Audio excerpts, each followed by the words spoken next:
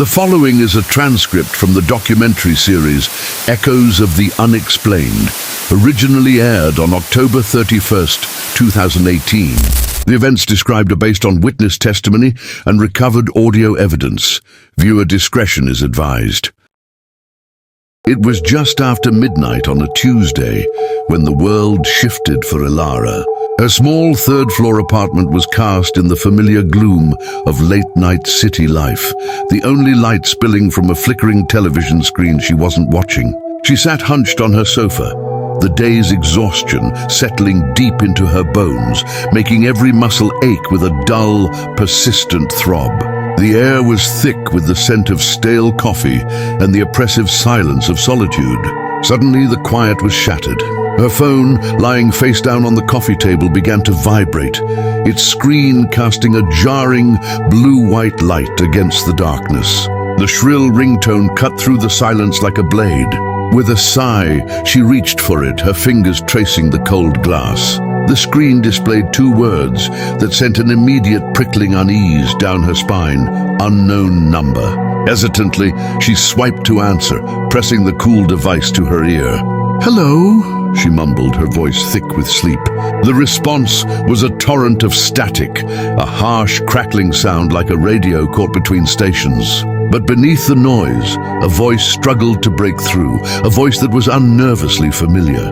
It was her own, but twisted by age and raw, unbridled terror. It was ragged, strained, and breathless, as if its owner had been running for miles. "Ilara, listen to me," the voice rasped, the words tumbling over each other in a desperate, frantic rush. "You can't open the door, do you hear me? No matter what happens, no matter what you hear, you cannot open that door." Ilara's heart began to hammer against her ribs, a frantic drumbeat of pure fear. "Who is this? How do you know my name?" she demanded, her own voice a quavering whisper. The voice on the other end just grew more hysterical. "There isn't time to explain. Just listen, he's coming. Please, for the love of God, don't open the door." Just as the chilling words left the speaker, a sound echoed from the hallway, sharp and deafeningly loud in the quiet apartment. A single hard knock on her front door.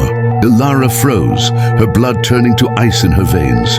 The knock came again, this time more insistent, a rapid, demanding thudding that seemed to shake the very walls. Through the phone, the voice that was her own and yet not her own rose to a piercing shriek, a sound of pure, abject horror that clawed at her eardrums. "Don't let me in," it screamed, the words dissolving into a static-laden wail of agony and despair. The sound was so visceral, so filled with pain, that Ilara nearly dropped the phone. The desperate plea hung in the air, a final horrifying command that defied all logic. The knocking grew louder, a frantic, desperate pounding. Then, as suddenly as it had all begun, everything stopped. The call ended, cutting to the dead tone of a disconnected line.